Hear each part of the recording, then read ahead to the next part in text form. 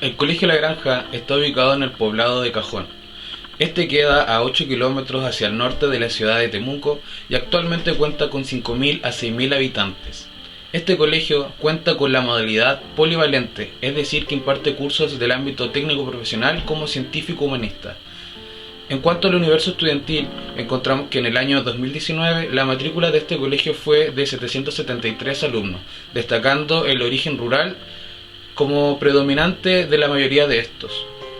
En cuanto a la situación socioeconómica, encontramos que las familias que componen esta comunidad educativa, la mayoría son del quintil más bajo, destacando abuelos y madres como jefes de hogar, hijos de trabajadores esporádicos o campesinos, y es por esto que, según los datos de la Junaed del año 2018, el 95% de la población estudiantil se considera alumnos prioritarios. Durante los meses que asistimos a práctica nos tocó compartir con el curso tercero medio telecomunicaciones. Este era un curso muy diverso, compuesto por 15 estudiantes, de las cuales 4 eran mujeres y los 11 restantes hombres. La edad promedio de este curso era de 17 a 18 años, básicamente adolescentes. En cuanto a su comportamiento, encontramos que por lo general tenían un buen comportamiento debido a que todos se conocían, era un curso reducido y había bastante confianza entre ellos y también una amistad, se podría decir, al ser un curso tan pequeño.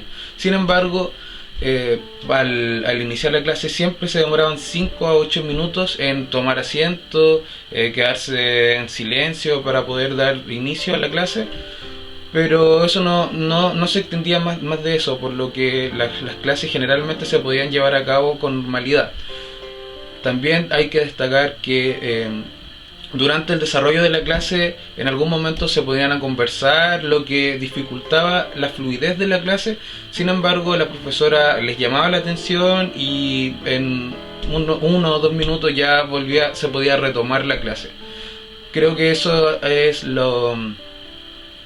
En cuanto al comportamiento, también existe un clima de respeto mutuo entre los estudiantes y también estudiantes-profesor. La profesora contaba con la capacidad de generar mucho respeto hacia los alumnos, que se veía reflejado en que los estudiantes, cuando ella daba una orden, la seguían al pie de la letra, o cuando daba la instrucción para un trabajo también se podía percibir ese respeto que la profesora generaba. También yo creo porque lleva varios años ejerciendo esta profesión y por lo que tiene un carácter específico de esa generación que trabaja en base al conductismo y que por lo general es una buena herramienta para mantener el orden dentro de una sala y generar ese respeto que mencioné anteriormente.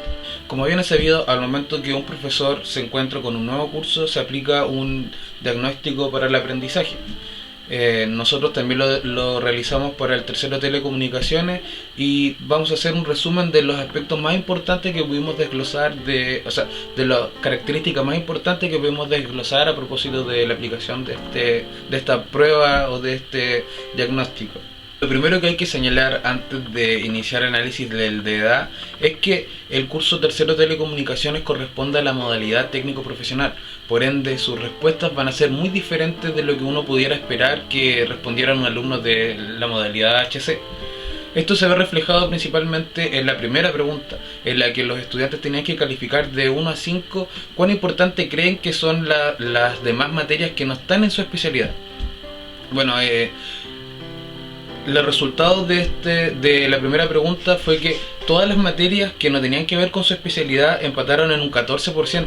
Esto nos dice que los estudiantes realmente no están interesados en esos ramos, o simplemente no le encuentran una utilidad para su crecimiento personal, para su crecimiento profesional, ya que al momento de titularse los estudiantes van a hacer su práctica profesional, se van a interiorizar en el mercado laboral o van a ir a un instituto profesional donde ellos no van a necesitar una PSU para poder ingresar y continuar sus estudios. Sin embargo también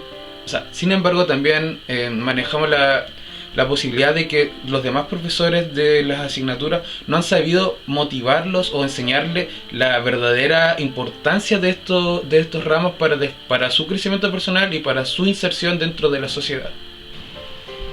Entonces nosotros como grupo, al momento de hacer este análisis, de darnos cuenta de esta problemática que no se trabaja en las habilidades de comunicación, al momento de planificar, de diseñar nuestras actividades, nuestras intervenciones en el aula, tratamos de no hacer pasar a los estudiantes por esta tensión de verse como enfrentados a un grupo, a expresarse ante un grupo numeroso de gente, porque simplemente no lo van a querer hacer, lo van a hacer sin la motivación necesaria para generar un aprendizaje significativo.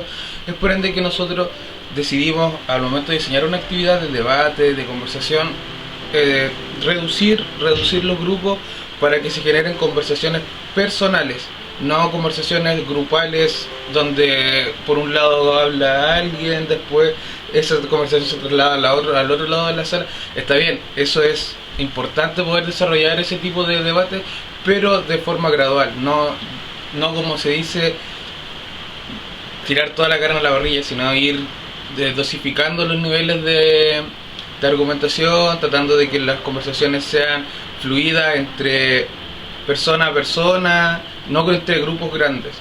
Entonces principalmente nos hemos enfocado a ese ámbito. Tomamos en cuenta esta información como la principal característica de los estudiantes, que sean de carácter audiovisual.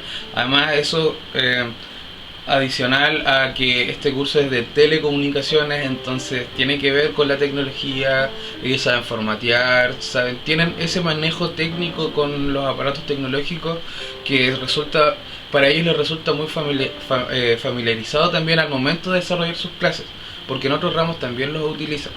Entonces, al momento de hacer nuestras intervenciones, tomamos en cuenta estos factores y les diseñamos clases que tengan que ver videos, analizarlos críticamente, traer información, investigar en base a esto, principalmente para la época de la transición a la democracia. Pero al momento de investigar más profundamente sobre estas estrategias, nos guiamos en el libro de Lorena Yáñez, que es titulado Didáctica de la Historia para el siglo XXI. Y en este texto principalmente la autora nos dice que no hay que utilizar el recurso audiovisual como la única estrategia con la que los estudiantes van a aprender. Obviamente esto es más llamativo, pero no trabaja en las habilidades de lectura, no trabaja en las habilidades de investigación de fuentes.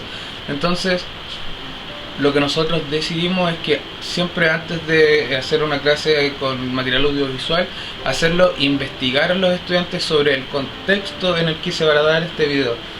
Vale decir, con fuentes primarias, fuentes secundarias, fuentes de prensa, etcétera, pero que los estudiantes no pierdan ese gusto, que no se queden sin desarrollar las habilidades de lectura, que para historia me atrevería a decir que es lo más importante. Con respecto a la descripción de oportunidades, fortalezas o desventajas, con respecto a las actividades en las que nosotros intervenimos, primero que todo me gustaría señalar que las actividades que nosotros elegimos, que fue la de analizar videos críticamente mientras seguían una guía, tenían que rellenar información, consultar la información de clases anteriores, etcétera.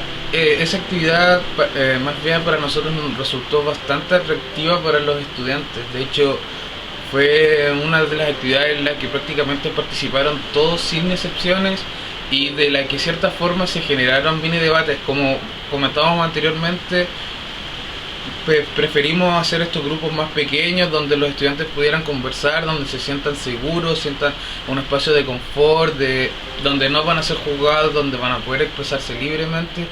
En ese sentido, en nuestra opinión fue una actividad muy acertada. Continuando con el análisis, me referiré sobre los obstáculos. Bueno, al momento de iniciar nuestra práctica, de conocer a los estudiantes y conocer el lugar en el que ellos se desenvuelven diariamente, nos dimos cuenta que la sala de clases no contaba con las condiciones necesarias o con las condiciones mínimas para generar un buen ambiente para la enseñanza. Con esto me refiero a que, en primer lugar, la sala era extremadamente pequeña. De hecho, los estudiantes no podían, estaban sentados en una especie de U mirándose frente a frente, que yo lo considero que fue, o sea, que es una buena forma de posicionar a los estudiantes donde se tienen que estar viendo constantemente, pero sin embargo no dejaba espacio para el libre tránsito. De hecho, estaban muy amontonados, no se observaba un orden, no tenían espacio suficiente, estaban prácticamente hacinados.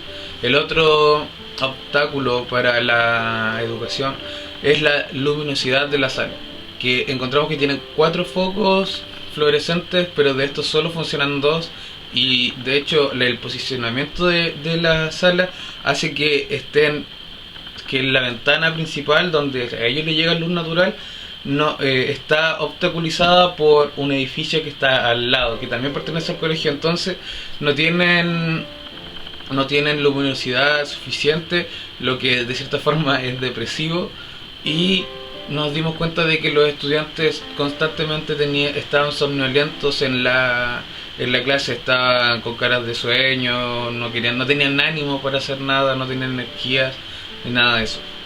Con respecto al desempeño de nuestros estudiantes, me gustaría hacer énfasis en que los estudiantes recurrentemente no podían asociar los contenidos de clases anteriores para desarrollar una actividad. Con esto me refiero a que al momento de nosotros proponer una actividad o hacerlos trabajar en algo, teníamos que estar retomando conceptos anteriores que nosotros ya pensábamos que tenían familiarizados o que ya estaban dentro de su lenguaje de la materia, porque al momento de repasar contenidos como transición a democracia, le preguntamos sobre cosas de la dictadura, que fue la unidad pasada, sobre las cosas antes de la dictadura, que fue con las elecciones de Frey, la reforma agraria, etcétera. Constantemente teníamos que estar volviendo atrás, lo que significaba también un retroceso en la clase. Con esto me quiero decir a que había parte de la que nosotros contemplamos hablar sobre un tema, hacer preguntas sobre este tema, pero que teníamos que recurrir parte de nuestro tiempo retomando materia pasada que uno ya daba por entendida o interiorizada. Cuanto a las metodologías utilizadas en el curso tercero Telecomunicaciones, primero que todo me gustaría señalar que las clases que nosotros pudimos observar, las 2 primeras clases en las que nosotros llegamos al curso, tuvimos que observar prácticamente. Y lo que pasó fue que nos dimos cuenta que las clases de la profesora no estaban totalmente marcadas los tiempos del desarrollo de una clase. Nos dimos cuenta de que el inicio prácticamente era un momento en el que la profesora saludaba, hacía callar a los estudiantes y solo presentaba la actividad. No había relación con una retroalimentación con la clase anterior o una línea, o al menos nosotros no lo pudimos notar. Lo otro que me gustaría señalar es que la profesora era altamente conductista, en el sentido de que constantemente estaba llamando la atención, constantemente estaba aplicando la clase expositiva, usando un PowerPoint que era un PowerPoint de clase expositiva, y más encima el PowerPoint no tenía los colores respectivos, las imágenes estaban en mala calidad. De hecho, en el curso no había un telón como el que tenemos acá. No había un telón con el cual uno pudiera proyectar una imagen nítida ni nada de eso, y sin embargo la profesora, sabiendo esto, no modificaba los colores de su PowerPoint, no ampliaba las letras, etcétera. Entonces, en ese sentido, el material de apoyo que utilizaba la profesora, si bien es porque quizás no cuenta con las herramientas para el manejo de la tecnología como lo pudiéramos tener nosotros o ustedes, entonces nos dimos cuenta de que ese era el primer déficit que tenían las clases de las profesoras. En cuanto a la evaluación, en nuestra práctica nos tocó presenciar 2 evaluaciones. La primera fue la tercera clase, si no me equivoco, a la cual asistimos, y esta consistía en una evaluación de términos de selección múltiple y términos pareados. Bueno, estos son dos metodologías muy frecuentes y más en nuestra área de especialidad, pero sin embargo en lo personal creemos que esta no es una evaluación acorde para un curso de tercero de telecomunicaciones. Con esto me refiero a que al ser un curso técnico profesional tienen otros conocimientos, tienen conocimientos de tecnología, conocimientos de telecomunicaciones, que eso abarca medios de comunicación, instalaciones, trabajos manuales, etcétera. Entonces, lo que debiera ser es que al momento de evaluar tiene que haber una evaluación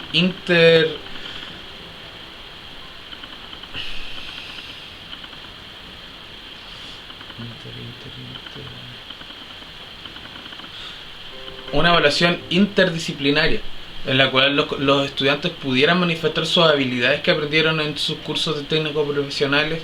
Esto teniendo en cuenta que los estudiantes no van a rendir la PSU, o ese no es la finalidad de la enseñanza media como lo pudiera ser en la modalidad humanista científico, que prácticamente los estudiantes se preparan para rendir la PSU, y por eso es entendible que las pruebas puedan ser similares a lo que se podrían encontrar en la PSU, pero sin embargo para un curso de tercero de técnico profesional no era necesario.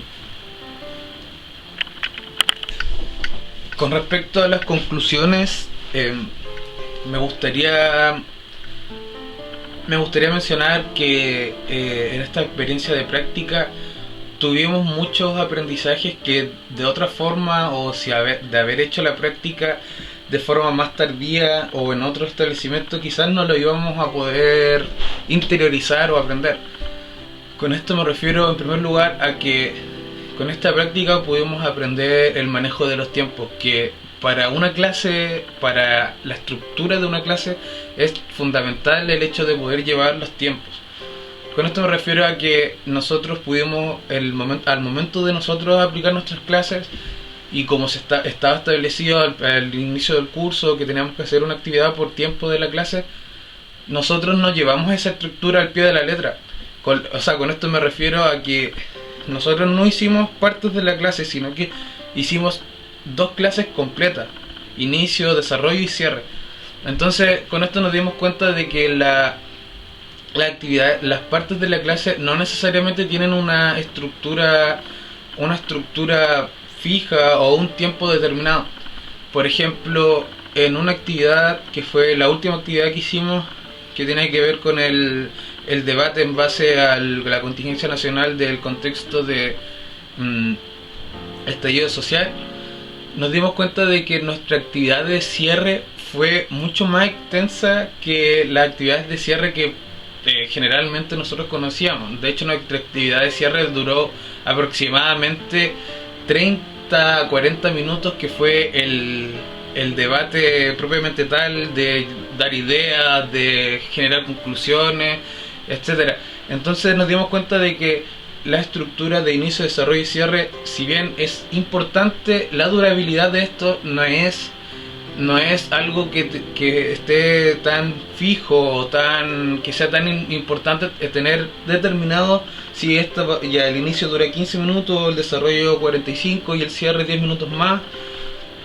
No necesariamente eso es lo más importante, sino nos dimos cuenta, y esta es la principal enseñanza, es que las partes de la clase, sin importar su duración, tienen que estar marcadas, pero no por el tiempo, sino que deben estar marcadas por el significado que tiene esto. Supongamos, el inicio, ya la introducción, la retroalimentación de la clase anterior y el traspaso de la clase anterior con la actividad que vamos a hacer ahora y la materia nueva. Entonces viene esta transición entre una clase y otra, es el inicio. El desarrollo, bueno, ahí es donde viene lo más macro, que es la materia que pudiera ser el inicio de la actividad, y el cierre tiene que ser un resumen de los objetivos de la clase, de la materia que se pasó y todo eso, pero no necesariamente tiene que estar estructurado en los últimos 10 o 15 minutos.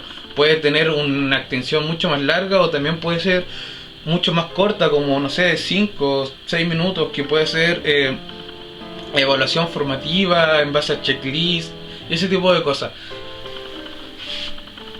Otro gran aprendizaje que pudimos desglosar de toda esta experiencia de práctica es que le dimos una gran importancia a lo que significa la conversación estudiante-profesor. Muchas veces al momento de llegar a nuestra práctica llegábamos 5 o 6 minutos antes de que se decretara el toque de campana para el inicio del nuevo bloque de clases.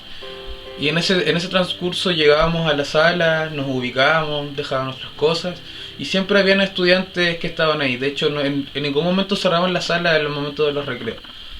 Entonces, en ese tiempo que quedaba, teníamos la oportunidad de poder conversar con ellos de forma más personal y no tan jerarquizada como profesor-alumno. Obviamente guardando las proporciones de respeto que siempre hay que tener y que los estudiantes debieran tener con un profesor.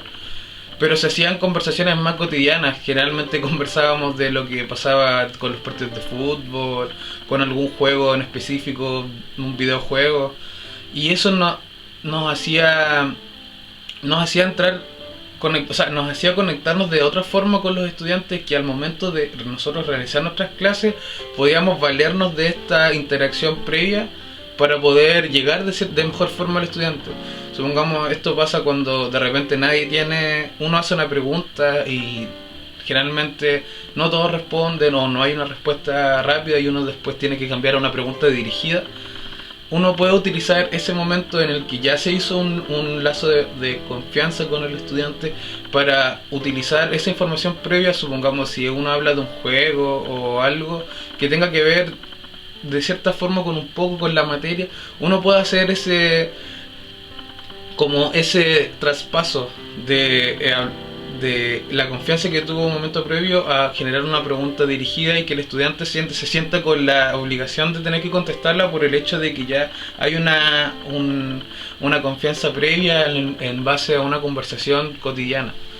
También hacíamos preguntas, también las conversaciones a las que nosotros hacíamos al momento de llegar a la sala tenía que ver con cosas que pasaban en el país. Supongamos las noticias más importantes, cómo le afectaban esta noticia a los estudiantes, le preguntábamos cómo estaban en la casa. Entonces el estudiante, nos dimos cuenta de que el estudiante aprecia de cierta forma este interés.